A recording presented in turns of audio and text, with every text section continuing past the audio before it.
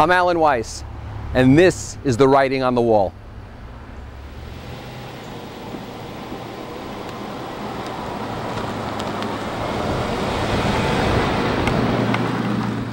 Welcome to the Writing on the Wall. This is episode 35, Travel Tales. Every 5 episodes or so, I like to tell stories that I like, things you might not otherwise hear. These are travel tales. I encourage you to write in, send in your own. I've been to 57 countries at this point and 49 states. I'm afraid to go to North Dakota. If you wonder why, rent the movie Fargo. But I've been all over the place. A lot of people don't travel. Not far from here, about 20 minutes away, is Newport. Newport, Rhode Island, is on Aquidneck Island. And there are people here in Rhode Island who brag that their vehicle has never been off of Aquidneck Island. Never over one of the bridges, never onto the mainland, only on Aquidneck Island. And their vehicle is from 1958. I don't go for that. I do remember being in Mexico City dealing with my business colleagues there, and they said, we have to go out for Menudo. That was not at the time a singing group. I said, what's menudo? They said, well, it's tripe. I said, tripe? They said, come on. And you only eat menudo at midnight. And at midnight in Mexico City, there we were with these earthen pots, scooping out this menudo. You put some onions on it, and you squeeze some lime onto it. And that's how you have menudo, but always with a cold beer. That's why I love menudo. I was in Bogota, Colombia, sitting in the lobby, talking to my hosts in broken Spanish and broken English, having a great time, and I noticed somebody looking at me.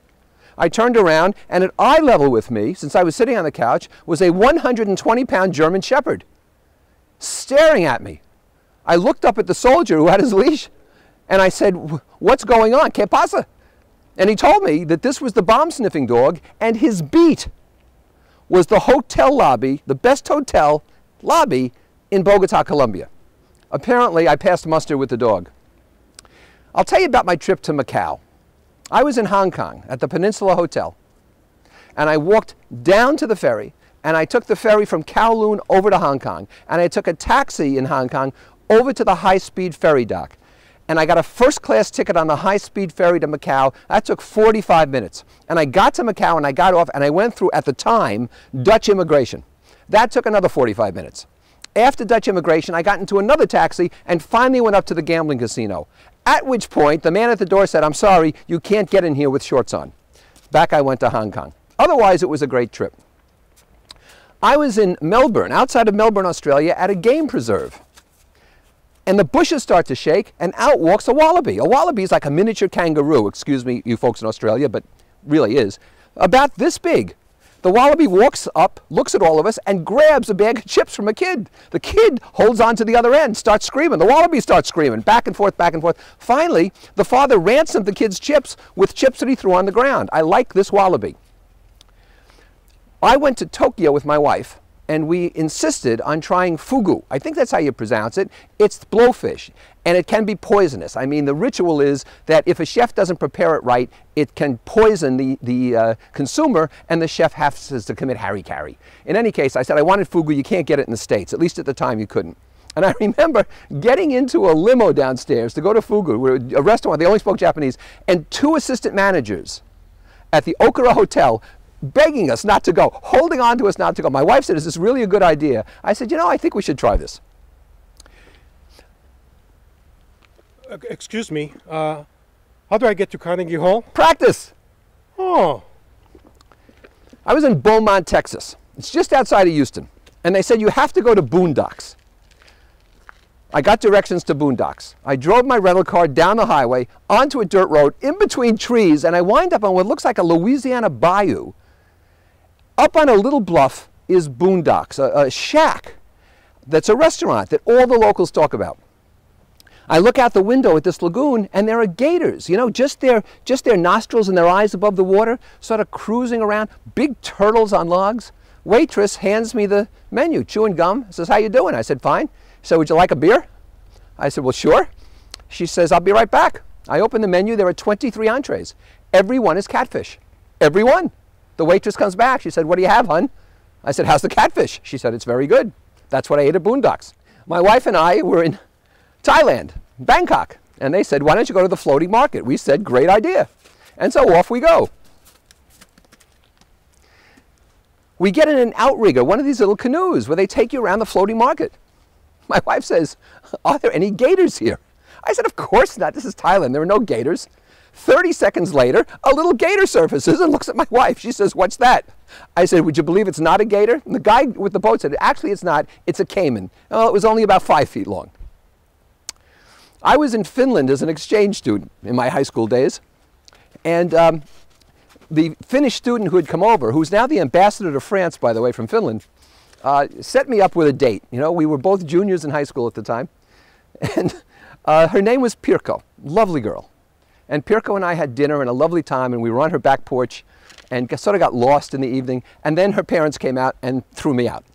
And I found myself in Finland, on Jyväskylä, Finland, on back roads, dirt roads, no buses running anymore, having to get myself home to my friend Esko's house.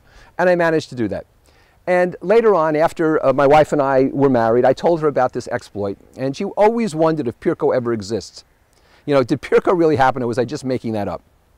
Well, a few years later, out comes Playboy magazine with the girls of Scandinavia. And there in the girls of Finland is Pirkko, with the right hometown. I said to my wife, "See, I'm not kidding." We were driving cross country once, my wife and I, returning from San Francisco. We lived on the peninsula out there, and we were returning to the East Coast. We packed all our stuff and sent it ahead, but we decided to drive across country, take one of our cars. We didn't make reservations anywhere. We wound up one night in Moline, Ohio, right off the Mississippi. And I said, "We have to find some place to stay." It's 11 at night. And we found a Holiday Inn. And I said, "I know this Holiday Inn. I've stayed here on business before." She said, "Really?" I said, "I'm sure this is it." We walked in, and there in the lobby, and only have I only seen this in this particular Holiday Inn, was a huge, huge brown bear, stuffed, standing on its hind legs. It must have been 8 feet tall. Just this huge brown bear. I said, "That's the brown bear in the lobby." My wife said, "I'm sure you probably have bought it a drink." In Mindanao, working with the paper company of the Philippines, the plant manager, who was treated at the time like royalty, when he walked into a room, people stood up, said, "Would you like to go on a picnic?" I said, "Yes," but I was a little bit worried because there were communist rebels all over Mindanao. Well, we went on a picnic. We went on about 7 vehicles, 3 of which looked like Humvees with armed guards on top. And we're driving through these jungle roads, and we wind up at this picturesque, beautiful river. And at the river, in its pristine beauty, people had set up, from the company, silverware and linen napkins and gorgeous food. And that's where we ate under armed guard. One of the best meals I ever had. One of the most peculiar. I was kidnapped in Santiago, Chile. I was speaking down there, and of course, they guarantee you that they're going to provide a Spanish-speaking driver. And so the driver shows up in the morning to take me to the site. And the driver speaks no English at all. So I am now worried, speaking to him in my not-so-fluent Spanish. And he's clearly lost. And I said, "Is this your first day?" And he said, "No, no, no, segundo." It was his second day.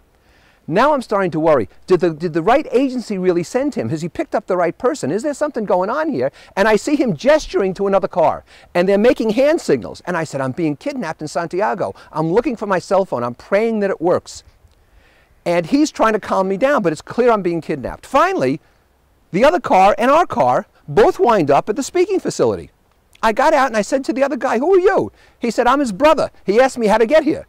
I said, "In this traffic, you're his brother, he found you?" He said, "Happens all the time."